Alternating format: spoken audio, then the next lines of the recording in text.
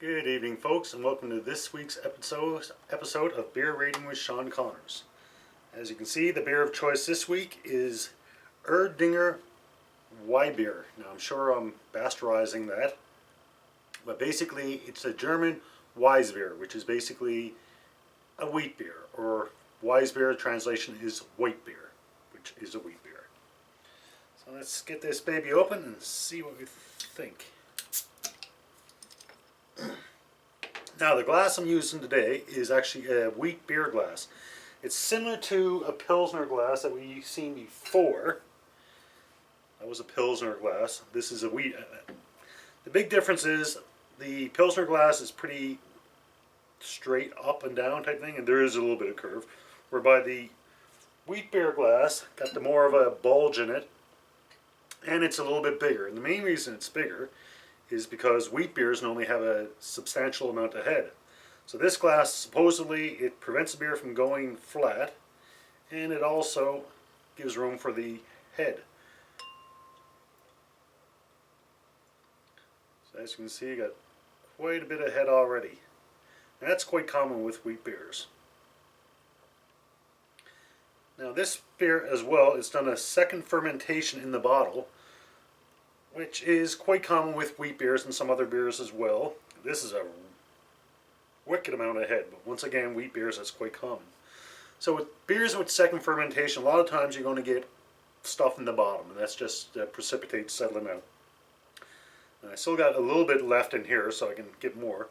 Now, a lot of times people will leave the bottom inch, which contains, dead yeast and stuff like that. They'll leave it and not drink it. Other people, they'll get to that point, they'll pour the beer, and then the last inch or so, they'll kind of spread it over the head and let it go into the glass.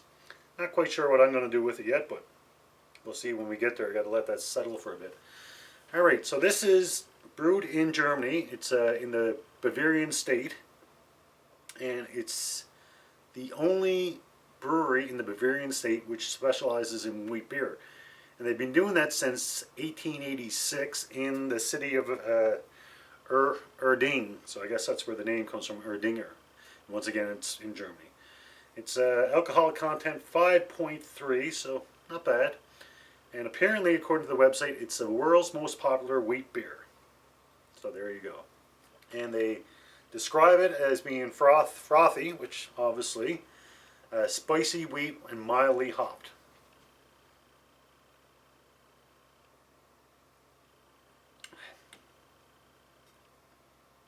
Not bad.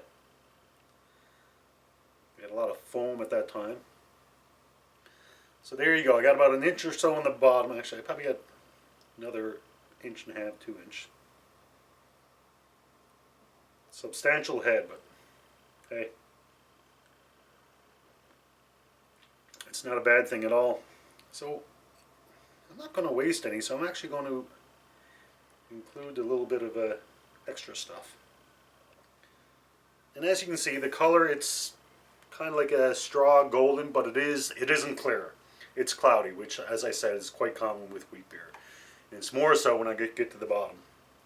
So I'm going to let that sit for a minute. I can't really do much with it at this point. All I'm really doing now is tasting the head, which, like I said, isn't bad. Not a hell of a lot of aroma to it at all. Definitely not bad, but I actually expected to a little bit more out of it. But it tastes good, it looks good. There's just not a lot of smell to it, aroma right now.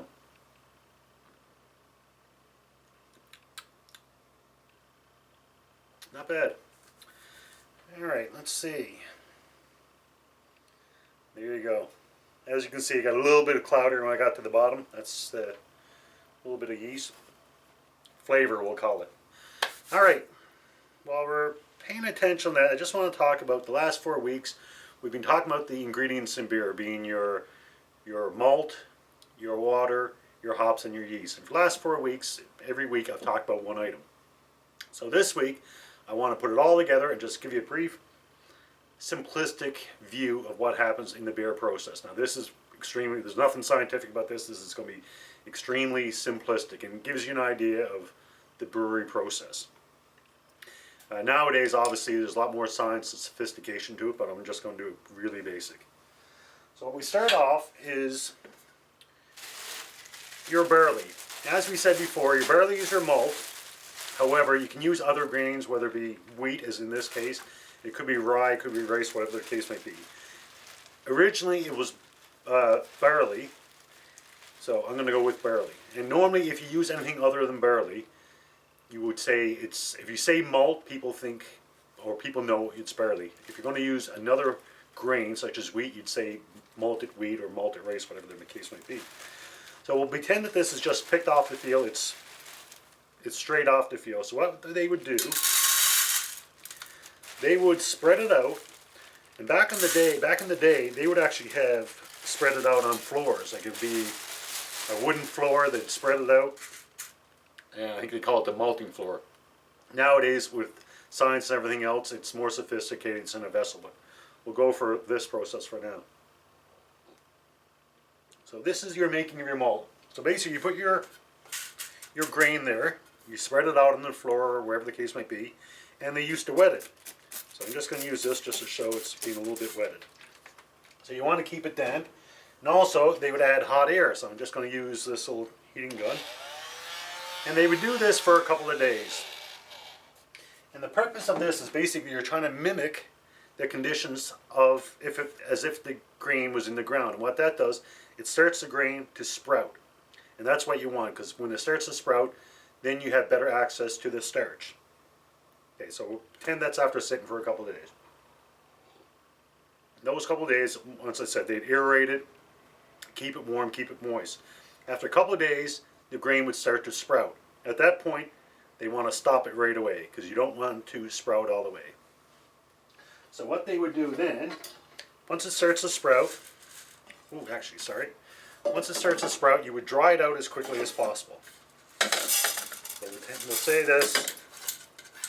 And nowadays they put it in what they call a kiln, which is basically a type of oven. However, back in the day, early days of beer, there was no such thing, so they had to dry it whatever means they could. So what I'm going to do is I have a little stove here. So I'm going to pretend that's put up there to dry. So they would do that, and the drying would actually stop the grain from sprouting any further. So we pretend that's all nice and dry. So once that's all dried, they'd had to mill the product. So they'd take the product. Obviously they'd have something more substantial than this. There'd be some type of machine or manual, whatever the case might be. As I said, today it's obviously a lot more sophisticated. Alright, so you put your grain in your mill, and basically what you're going to do is grind it up.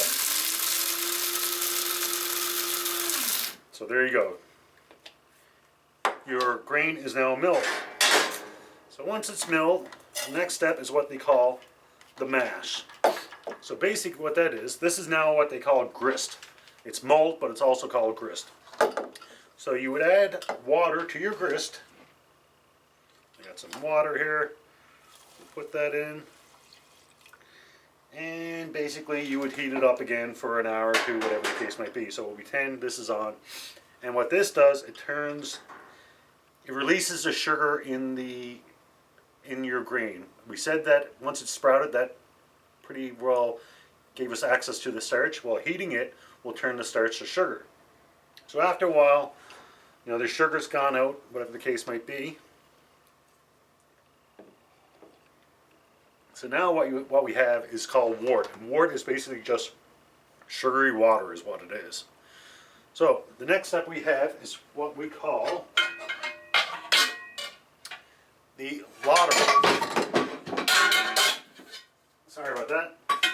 So basically with the water, you want to drain your wort to separate the spent grain from your wort. So once you get all that there, obviously, like I said, obviously they're going to use more technical equipment than what I got. And so basically, you got your grain here, and you have your wort. But what they'd do, they'd put some hot water over the little bit of grain, and this is what they call sparging. And what that basically does, if there's any sugars there that it wasn't extracted, this would pretty well kind of help to extract it a little bit more. All right. So then you go. The next step is what they call the boil. So basically you want to boil this for about an hour. And the purpose of the boil, there's several different purposes, but basically it kills any bacteria or wild yeast that might be there. Okay, so you want to let that boil for a while. As it's boiling, you want to boil it for about an hour. And during the boil, you're going to add hops. And the hops, you can use one type of hops, you can use several different types of hops. It's different depending on what you're going after. So, if you add hops at the beginning of the boil, we'll pretend this just started to boil and we're going to boil it for an hour. Any hops that are added early in the boil, that's basically will give you bitterness. It'll add bitterness to your beer. After about 20 minutes, if you want to add some hops, that will help give the beer flavor. And once you get close to the end of your 1 hour, sometimes more hops are added again. And the hops at the very end are basically added for aroma. The essential oils, if you add them earlier, the essential oils pretty well disappear. So add right at the end of the boil. There you go. So we'll say that's boiled for an hour. And next you want to remove the spent grain and the hops. And what they would do, basically they would spin it. And the spinning process basically separates your spent hops and your whatever else there's coagulated protein, whatever the case might be. You want to separate it. So for this, I'm actually going to just use a strainer again. So as I said, this has been boiling for an hour. Hops are added on 3 different occasions.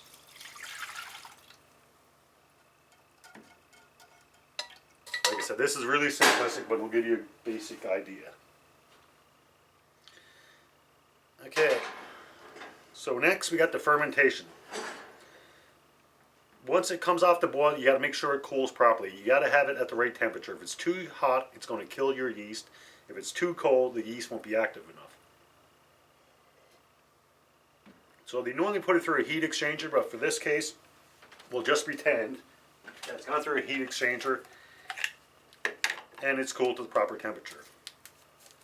And normally they'd put it in a vessel, like a seal vessel, but for this sake, I'm just going to leave it open just so you can see. So at this point, you add your yeast. And the yeast, whether it's, you pick your type of yeast, whatever, for ale or lager, and even there, there's different varieties for different things that you want to do. So the yeast will sit there. It could be anywhere from 2 weeks to 6 weeks, depending on what your product. And what the yeast is doing, the yeast are living organisms, and they're actually eating the sugar in the water. And the byproducts of eating that are alcohol and CO2, which are 2 prime ingredients of beer. Okay, so after a while, your 2 weeks, your 6 weeks, whatever the case might be. As I said, normally lagers are 2 to 3 weeks. Ales are 2 to 3 weeks fermenting. Lagers can be anywhere from 6 weeks. Other beers, it might be a little bit longer, but that's the normal. Okay, so we'll pretend this has been sitting for several weeks. The yeast has done its work. Once the yeast starts to slow down, the next step would be called conditioning. So we're just going to use another container. And so your yeast has done its work. It starts to slow down because there's no more sugar. It's done as much as it can. Your product is then put into another tank, and we'll call this is our conditioning tank. And once again, normally it would be a sealed vessel. And a lot of times they'll lower the temperature even more so to stop the yeast from doing any more work. The yeast has done its work, so you freeze it a little bit, and it will start to sink and go to the bottom of the tank. So you condition that for as long as the brewer decides to make the product that he wants. Alright, the final step, filter and package. So normally what happens is the product is pasteurized, which, like pasteurized milk type thing. It's just high heat to kill anything in it. And then it's filtered, and then it's carbonated at times. That's not always what happens. A lot of times it's just left for what it is. So for this one, we're just going to say, okay, we're going to filter it again just to be on the good side. So you filter your product one last time to get any gunk out of it, and then you're ready for bottling, put it in a keg or whatever the case might be. Like I said, this is just being a simplistic view of it. So we'll pretend this is all filtered. And you would add it. Obviously it would be a lot clearer than this in the real process, but like I said, just a simple view of what's going on.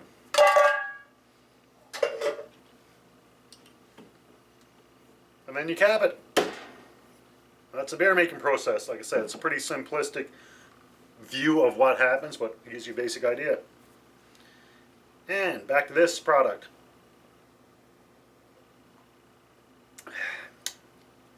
The Erdinger Weibbier, or wheat beer, or white beer as they call it.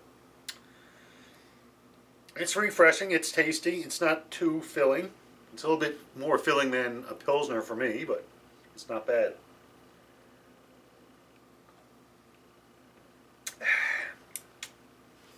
Before I give my rating, I just want to let you know, go into my trusty beer fridge here, I have another beer from the same company. I'm just going to zoom in, which I'm going to do in a couple of weeks. Oh, wrong way. This is one I'm going to do in a couple of weeks, so maybe next week, if not next week, within the next couple of weeks. So it's pretty well the same beer. It's a Erdinger, a wheat ale. The only difference is, this is what they call a dunkel. And once again, I'm probably not saying it right. But basically, it's a dark wheat ale. So I'm curious how this is going to compare to the lighter version of the wheat ale. Alright, for this one, the Erdinger wheat ale, or sorry, the Erdinger wheat beer, or white beer, or weissbier as they call it, or Weibbier. I'm going to give this a 4. It's a good beer, very good beer. It's definitely tasty. It's a little bit more filling than a Pilsner, but that's to be expected. Had a beautiful head on it. It's no strong aroma. It's a little bit of aroma, but not overly strong. No strong aftertaste. It's a nice, refreshing drink. I really enjoyed it. So there you go. The Erdinger wheat beer, I'm going to give it a 4. Thanks everybody, and as always, until next beer, enjoy responsibly. Cheers.